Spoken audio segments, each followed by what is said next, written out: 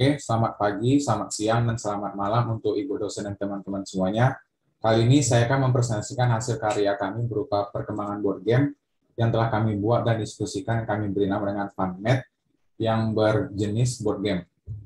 Sebelum saya presentasikan hasil karya kami, saya akan perkenalkan diri saya terlebih dahulu. Nama saya Chandra Dionysius Sultan dengan NPM 2107112241.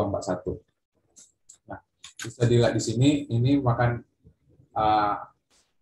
salah satu poster produk kami yaitu FunMat, we offering a fun way to learn math. Jadi kami itu menawarkan cara yang menyenangkan atau cara yang seru untuk dapat mempelajari matematika. Nah, latar belakangnya. Nah, untuk latar belakang kan ini bersifat permainan itu. Jadi kami itu dengan bermain ini anak-anak itu dapat melakukan atau mempraktikkan keterampilannya, itu memberikan ekspresi terhadap pemikirannya, menjadi kreatif, dan juga mempersiapkan diri untuk berperan dan berperilaku dewasa.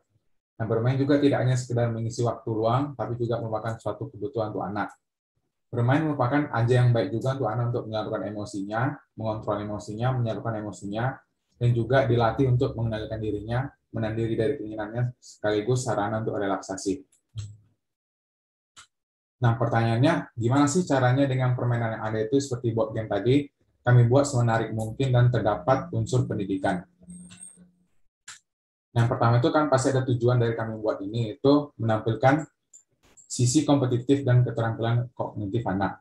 Dan bermain board game dapat membuat anak menjadi termotivasi karena mereka sebelumnya bertekad untuk memenangkan permainan. Nah, kan dalam permainan itu ada garis awal dan garis start. Jadi, kami harapkan dengan adanya garis start dan garis finish itu membuat seluruh kontestan ataupun anak-anak yang bermain board game itu dia lebih tertantang gitu, lebih menarik, lebih ada challenge-nya untuk menyelesaikan permainannya. Nah, kami juga berharap dengan adanya sisi kompetitif dari anak, mereka juga lebih bersemangat dan berlomba-lomba untuk menjadi yang terbaik.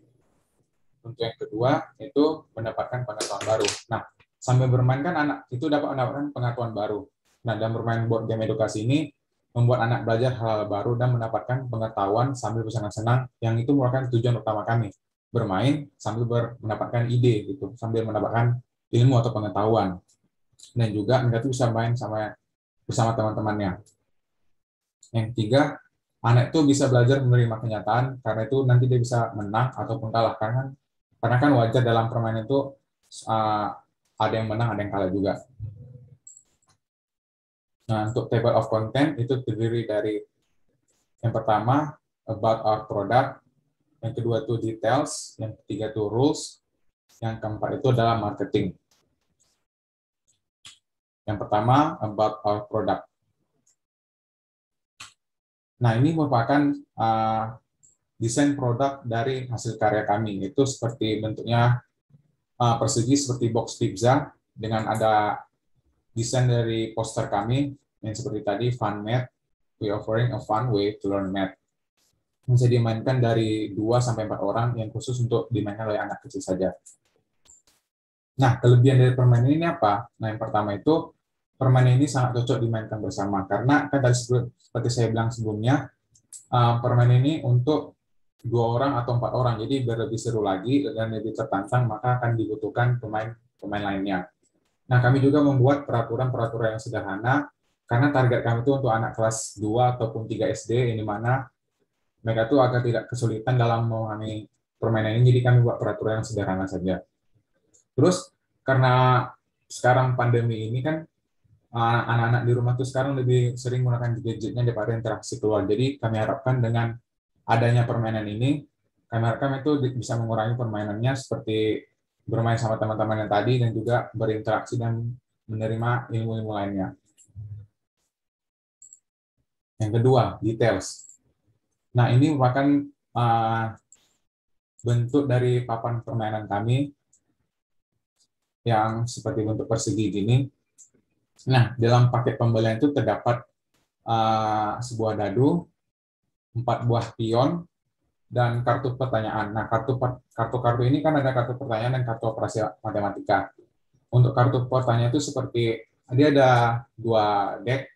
Satu deck itu angka 1 sampai 9, dan satu dek lagi itu satu angka 1 sampai 10 karena biar tidak terjadi pengulangan. Nah, untuk kartu operasi matematikanya itu dia terdiri dari operasi matematika pertambahan, pengurangan, dan perkalian. Nah, untuk kuncinya ini nanti digunakan untuk keluar dari trap. Nanti akan saya jelaskan berikutnya. Untuk yang ketiga, itu adalah rules. Nah, cara bermain itu simple. Seperti saya bilang tadi, permainan ini terdiri dari 2-4 orang. Terus untuk memainkan giliran awal itu ditentukan oleh angka dadu yang tertinggi. Jadi misalnya dari 4 orang, si pemain pertama itu mendapatkan angka paling gede 6. Jadi otomatis dia merupakan pemain pertama akan memainkan perannya. Nah, di step yang ketiga, di awal permainan, tiap pemain itu mendapatkan 3 kunci yang akan digunakan apabila pemain masuk perangkap. Nah, seperti saya jelaskan tadi, saat dia mainkan dadu dan dia menaruh pionnya itu ke kotak perangkap, maka dia akan terkena perangkap. Di saat itu dia juga harus menunda pergerakannya dan menyerahkan permainan selanjutnya itu kepada pemain yang lain. Yang keempat, apabila saat permainan tersebut sudah kehabisan kunci, maka permainan tersebut dinyatakan gagal. Jadi, misalnya dalam permainan itu, dalam satu permainan sudah berlangsung, nah, ada satu orang itu kayak sudah kehabisan kunci gitu, kan dia mungkin dia sering masuk ke trap, jadi dia tuh nggak ada kuncinya lagi, jadi dia langsung dinyatakan gagal. Nah, yang kelima ini, pemain mendapat pertanyaan apabila posisi pion berada di kotak pertanyaan. Jadi, misalkan dia ambil salah satu pemain lagi ambil dadu dan dia tuh kedapatan di kotak pertanyaan, di box pertanyaan. Jadi dia harus mengambil 3 buah kartu, yaitu angka pertama, terus kartu kedua itu berupa equation-nya ataupun operasi matematikanya, terus yang ketiga ini dia ini angka kedua, terus dijawab. Nah, untuk tahu jawabannya itu apa? Untuk jawabannya itu dari mana? Jadi saat dia sudah mendapatkan 3 pertanyaan ini dan dia sudah jawab, nah pertanyaan itu nanti dibenarkan oleh pemain-pemain lainnya gitu. Nah, terus jika dia mendapat benar dari jawaban yang mendapat benar dari soal yang didapat, maka dia mendapatkan 1 kunci tambahan. Yang ketujuh, apabila pemain masuk ke dalam kotak perangkap, maka pemain tidak bisa menggerakkan pionnya selama 2 putaran. Jadi saat dia sudah memasuki perangkap, dia itu tidak bisa menggerakkan pionnya. Jadi dia harus menyerahkan kesempatan bermain itu kepada orang lain. Jadi tunggu dia giliran dia lagi, maka dia akan memainkan gilirannya.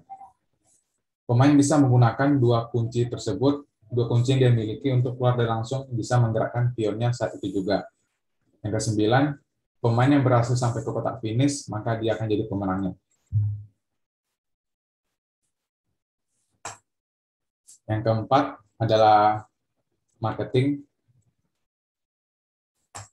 Nah, target kami itu sesuai yang sudah saya ucapkan sebelumnya, itu untuk anak umur 7-9 tahun itu kelas, kalau sekarang kelas 2 ataupun 3 SD. Karena kan matematikanya cuma kayak pertambahan, pengurangan, dan perkalian. Nah, untuk harga produk kemasan kami itu menjual seharga 62.000, dikarenakan kami membutuhkan